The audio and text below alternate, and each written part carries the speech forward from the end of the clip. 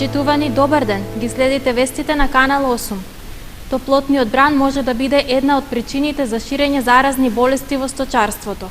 Поради тоа, Агенцијата за поттикнување на развојот на земјоделството излегува со препорака до сточарите какви мерки да преземат за да го заштитат сточниот фонд од евентуални заболувања. Превентивата од болестите јазлеста, кожа и син јазик, како и другите заболувања што можат да се прошират како последица на топлото време, се постојана закана за сточарите. Дополнително, актуелните временски услови негативно се одразуваат и врз хормоналниот развој на животните што се одгледуваат фармерски, односно се намалува приплодот, има намалување во приносите на млеко, месо и јајца, а зголемена е и заканата од угинување. Поради тоа, од Агенцијата за поттикнување на развојот на земјоделството упатуваат препораки до сточарите какви мерки треба да преземат против ширењето на заразите и како да го заштитат добитокот за да се спречи евентуална појава на болестите. Нашите укажувања стоат кон тоа дека треба да се прави почиста дезинфекција на фармите, правилно да се складира арското ѓубре, правилно да се чува арското ѓубре, да се обезбеди неговото спречување на ширење на болестите преку контактите со инсектите, да се прават редовни дезинфекции, да се стават заштитни мрежи, механичка заштита на фармите, да се зголеми хигиената. Ако се може да се направат, оросувачи, да се прави вентилација во фармите и ред други активности кои зависност од финансиските можности и видот на домашните животни им ги нудиме како еден вид совет до сточарите. Еден од најголемите проблеми со кои се соочуваат сточарите во текот на летниот период е снабдувањето на домашните животни со доволни количини исправна вода за пиење, како и за одржување на просториите во кои тие престојуваат. Со големите температури многу од дотоците на вода пресушуваат, така да сточарите имаат страшно големи проблеми со напојување на пашитната стока.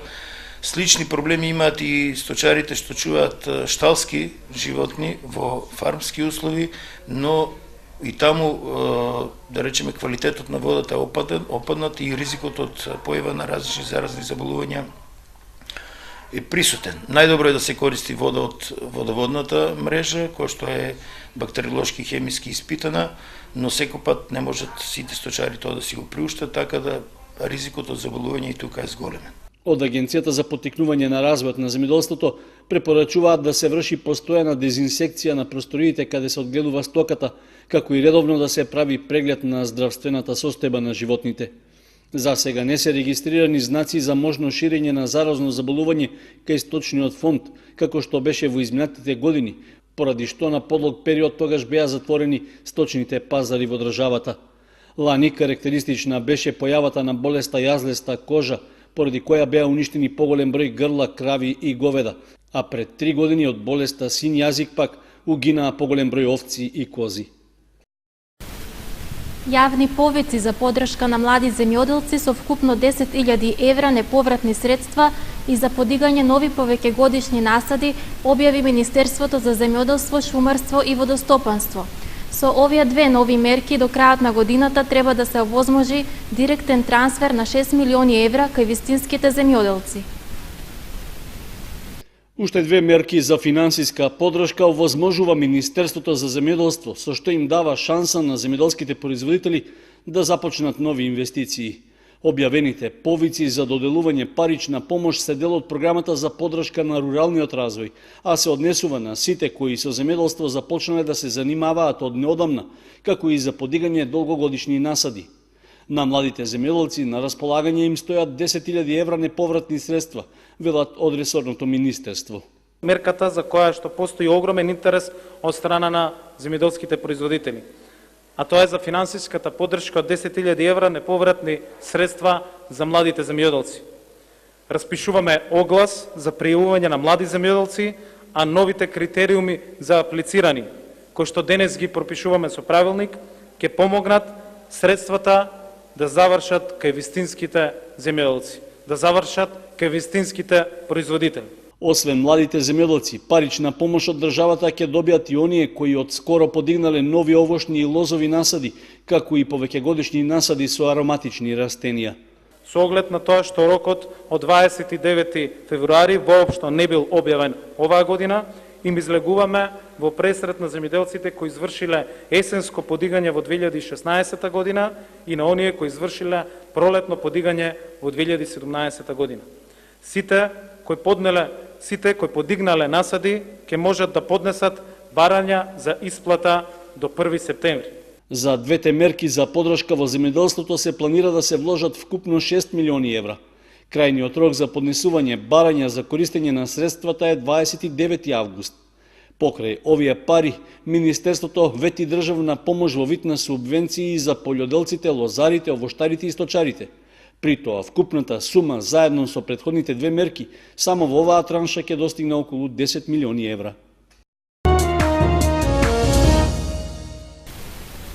За 10 дена од август пожарникарите од Кочани интервенирале во 14 пожари на отворен простор и покрај едукациите на противпожарната единица со местното население, свеста кај граѓаните за заштита од пожари не се зголемува.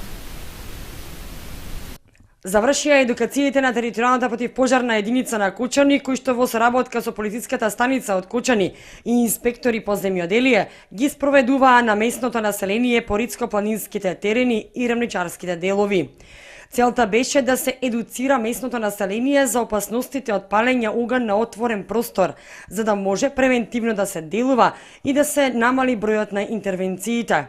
Од територијалната противпожарна единица на Кочани велат дека се задоволни од приемот на жителите и од прифатеноста за едукации, но сепак со оглед на зголемување на бројката на пожари на отворен простор, заклучено е дека уште многу треба да се работи на подигнување на свеста кај населението.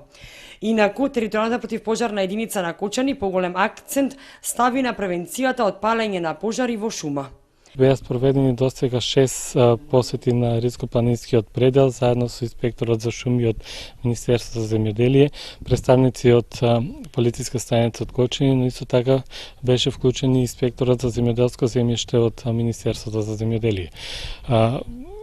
Се разговараше со местното население за опасностите од појавата на пожари на отворен простор, поготово во шумскиот регион, во ридско-планинскиот предел и опасностите кои што настануваат од невниманието, човечкото невнимание и последиците што можат да настанат од палењето на пожари на отворен простор, поготово во шумите. Меѓутоа, како една дополнителна мерка во овој сегмент представат и забраната за движење во шуми која што произлезе од како одлука од Министерството за земјоделие, која што стапи на сила веќе од 5 август оваа година, со што целосно се прави забрана за движење во шуми. И според законот за шуми, според член 106 од истиот, е предвидена казна во вредност од 1500 до 2000 евра за секое физичко лице, кое што неовласно ќе биде затекнато во движење во шуми. Дополнителна подршка на оваа превентивна мерка од страна на владата се и казнените одредби што произлегуваат од законот за ловство, каде што е забрането палењето на стрништа, плевели или друг останат материјал од земјоделските површини. Согласно законот за овие прекршоци предвидена е казна за физички лица во вредност од 1500 до 3000 евра во динарска противредност. Дека се уште треба да се работи на подигнување на свеста кај граѓаните за заштита од пожари, говори зголемената бројка на пожари во Кочанско. Територијалната противпожарна единица на Кочани во месец август за само 10 дена има регистрирано 14 пожари. Започнувајќи од месец август или во овој период кога имаме најизразити високи температури во текот на денот и значи имаме регистрирано досега 14 интервенции во овие 9-10 дена, што представува еден аларм за нас дека и покрај големиот број на апели кои што ги испраќаме и покрај сетална едукација која што ја правиме со местното население и разговорите кои што ги обавуваме, сепак се уште треба да се работи во подигнување на свеста кај населението. Територијалната противпожарна единица на Кочани понатаму продолжува со превентивните активности за заштита од пожари, и тоа со делење флаери и разговор со населението кој што се движи посебно во планинските делови и укажување дека најмало невнимание или најмал оган може да предизвика пожар од големи размери. Основното училиште Никола Парапунов од селото Драгобраште Виничко го објави тендерот за избор на фирма што ќе го врши превозот на учениците во предстојната учебна година. За покривање на трошоците за оваа намена предвидено е да се потрошат над 2 милиони денари. Основното училиште Никола Парапунов од Виничкото село Драгобраште навреме ќе ја избере фирмата за бесплатен превоз на учениците. Јавниот повик за избор на давател на услугата е веќе објавен и трае до 29 август. Според пресметките за трошоци по ученик се планира за бесплатниот превоз за престојната учебна година основното училиште да потроши 2 милиони и 100 илјади денари без давачките за данок на додадена вредност. Со распишаниот тендер треба да се обезбеди превоз за 61 ученик кои живеат во околните населени места во општина Виница. Релациите на кои ќе се превезуваат учениците се групирани во 8 линии, така што за секоја линија ќе треба да се спроведе посебна електронска аукција. Освен тоа, како забелешка во техничката спецификација на јавниот повик е нагласено дека превозот ќе се извршува само во една смена, односно за периодот меѓу 6:30 и 13 часот и 30 минути. Носителот на набавката треба да се обврзе дека ќе обезбеди посебна линија за превоз на учениците, односно во периодот кога превезува ученици да не врши превоз на други патници. Исто така во сопственост треба да има соодветен број возила за превоз на дадената релација, како и возилата да располагаат со соодветен број седишта сразмерно на бројот на ученици, односно да се обезбеди место за седење за секој ученик. Плаќањето за извршената услуга училиштето ќе го прави по добивањето средства од општината Виница на сметката за блок дотации. Со оглед што предметот на договорот е делив, тоа значи дека за давање на услугата ќе може да се пријават и повеќе понудувачи, односно еден оператор да може да избере кои релации ќе ги вози. Да не се бараат разни изговори само за да не се плати 10 денари за паркирање, апелираат одговорните од паркинг службата во Кочани. Пајак служба за сега нема, но поради неодговорноста на граѓаните, за неплаќачите нема веќе да има толеранција. Веднаш ќе се поставува блокатор. Граѓаните да не бараат разни изговори само за да не платат 10 денари за паркирање, апелираат одговорните од паркинг службата во Кочани. Раководителот на паркинг службата Иван Симеонов подсетува на 4 начини за плаќање за паркирање и вели дека веќе толеранција ќе нема за неплаќачите. Повеќе нема изговор, не беше дечкото тука да му дадам пари, за тоа не платив. Имаме 4 начини на плаќање. Како прв начин, многу често се користи од луѓето што доаѓаат од страна од Скопје, од Битола, од Прилеп, одма си пуштат SMS порака на 147-147, со тоа се пријават дека се паркирани. Втор начин на плаќање имаме на 3 пункта разнесено грепки. Познати популарни грепки, луѓето кои што се биле возачите кои се биле во Штип и во другите градови знаат колку е тоа популарно. Во трафикат ние имаме на пример во Тобакото, хипомаркетот кај Зегин и тука под продавницата, под мердевините продавницата кај Коле. Значи може секој да си купе грепка, ако е за 1 саат 10 денара е грепката, 2 сата 2 грепки, 3 сата 3 грепки и си ги користи. Не мора одма да ги искористи, може да си ги има у колата и да си ги употребе кога ќе има потреба да се паркира. Трет начин на плаќање, ако е дечкото тука, а они се секогаш тука, сега во зависност од тоа, ако е на горниот кај од паркингот, да не го види, а они се брзат, и да не го види дека е тука и да ја остави колата и да оде. Четвртиот начин на плаќање е за сите жители на улица Маршал Тито и на улица Димитар Влахов, не само што имат станови, него што имат и продавници. Дали се тоа кираџии во становите, дали се продавачи или во банка работат. Сите имат право да извадат месечен билет, односно месечна винетка која чини 300 денари, да си ја стават на колата, за секој месец имаме различни бои и да бидат корисници на паркинг местото. Што се однесува за паркинг местата, сега поради големата фреквенција на луѓе од странство нема доволно место за паркирање и едва се решава ваквиот проблем. Но колку размислувањето за евентуална изградба на катна гаража ќе го реши проблемот со паркинг просторот во Кочани. Кај поштата, позади поштата има доволно место за изградба на катна гаража, меѓутоа треба инвеститор и треба средства, доста кошта таа катна гаража. Па ја не знам дали ќе го реши проблемот, имајќи го предвид дека кога луѓето за 10 денари се скептици да платат тука, таа катна гаража ќе биде многу поскапа и не знам дали ќе биде у функција и дали ќе биде користена. Не знам која е таа култура, не сакат да бидат господини за 10 денари, него ги остават колите на тротоарот, ги качуваат на улица, на недозволено место ги остават коли, за само 10 денари не знаат да бидат граѓани од прв ред. Инаку, додава Симеонов, досега повеќе пати е размислувано и за воведување на пајак служба во Кочани, која што е доста скапа и за граѓаните и за одржување. Па за сега е заклучено дека ќе нема воведување на таква служба, туку ќе продолжи да функционира влечната служба доколку возилото, на кое што му е ставено блокатор, не е подигнато во рок од 24 часа. Инаку, досега паркинг службата во Кочани има поставено доста блокатори кои што чинат 700 денари, но Симеонов додава дека кога ќе се постави блокатор, не може преку интервенции или врски истиот да се тргне доколку не се плати, па затоа граѓаните треба да размислат дали за 10 денари ќе ризикуваат да им биде поставен блокатор.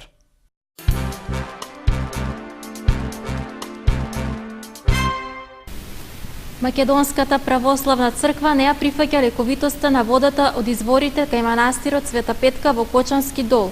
Со ваков став излегоа црквата и владиката Иларион, по многуте обвинувања дека свештениците не учествуваат молитвено на собирите во тој манастир. Црквата излезе со став во врска со појавените недоразбирања помеѓу верниците и дилемата колку треба или не треба да постојат и колку се оправдани водичките кои што се наоѓаат во манастирот посветен на Света Петка во Кочански дол. Подочно верниците и домакините на црквата Света Петка излегоа со обвинување на свештенството за неземање активно молитвено учество на собирот по повод истоимениот празник.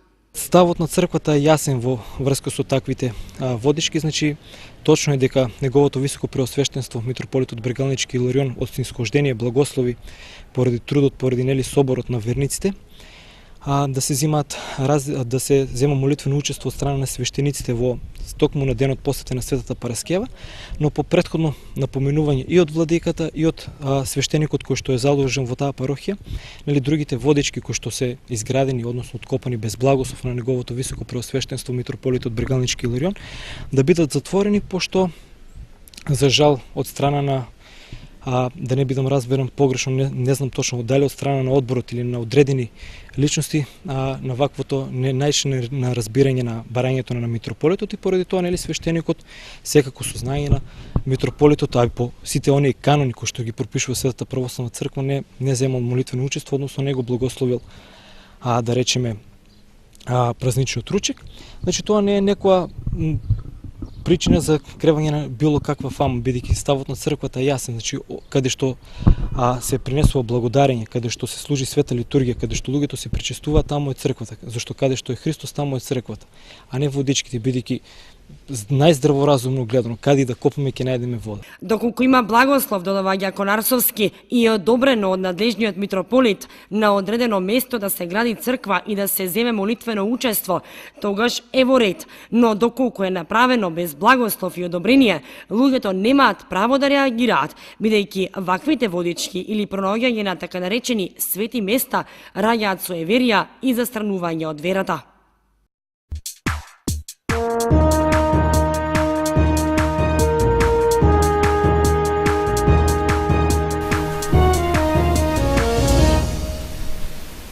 Следува информацијата од спортот. Во рамки на подготовките на ФК Осогово за предстојното првенство во втората лига Исток се одигра шестиот пријателски надпревар. На стадионот Никола Мантов нашиот второлигаш се сретна со Радовишки Детонит и го победи гостинскиот тим со 6:2. Фудбалерите на Осогово дури во шестиот надпревар од серијата пријателски контролни средби во подготвителниот период успеа да забележат победа. Како домакини на стадионот Никола Мантов, жолтосините се сретнаа со Радовишкиот третолигаш Детонит и го поразија со 6:2. Сепак, резултатот не е вистински одраз на она што се случуваше на теренот, со оглед што домакините не дојдоа лесно до победата. Радовишани играат добро, пружија сериозен отпор и неколку пати ја загрозија мрежата на Осогово, па дури успеа да затресат на 2 пати. Првото полувреме заврши со водство на домашните од 3:1, а до крајот на средбата бројот на головите беше дуплиран. 3 гола за жолтосините постигнат од Оров, 2 Атанасовски, а 1 погодок имаше Манов. Стручните штабови од двете екипи им дадоа можност скоро на сите играчи да влезат во игра, за да ја проверат нивната подготвеност. Во редовите на Кочанскиот второлигаш се појавија неколку нови имиња, а според информациите од стручниот штаб, во преговори е враќањето на уште најмалку 5 мина поранешни играчи, кои ги бранеле боите на клубот. Инаку, веќе истече рокот за пријавување фудбалери со право на настап на 16-финалниот надпревар за Купот на Македонија, што в среда на стадионот Никола Мантов Осогово ќе го игра против Штипска Брегалница. Всушност, овој надпревар ќе биде и прва посериозна проверка за подготвеноста пред почетокот на првенството и можност да се види кои играчи ќе го сочинуваат костурот на екипата.